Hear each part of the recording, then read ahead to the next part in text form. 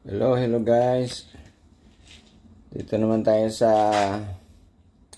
bago nating napulot sa kalsada na microwave oven guys. Tinapon na ito na mayari pero bagong bago pa guys. Tingnan nyo. Ang problema lang sa tingin ko is hindi mabuksan guys. Hindi mabuksan. Tapos pinilit niyang i-open yung ano nito. Ito dito i-open niya pero hindi ma-open. Hindi niya ma-open. Ito hindi ma-open. So kaya bagong-bago pa guys. Tinapon na sa tabi ng kalsada guys. So nadaanan ko guys. Pinulot ko para lang sa troubleshooting purposes natin guys.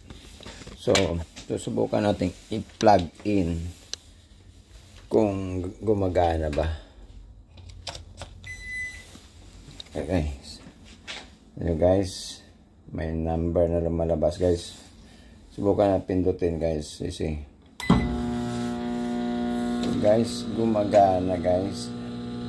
Umuikot pa sa loob. Ang problema hindi mabuksan. Kaya yan, sinubukang sirain dito.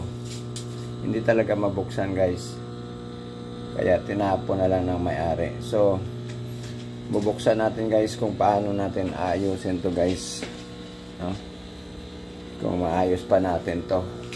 Ito lang problema sa tingin ko, ito lang hindi mabuksan. Okay, stop natin.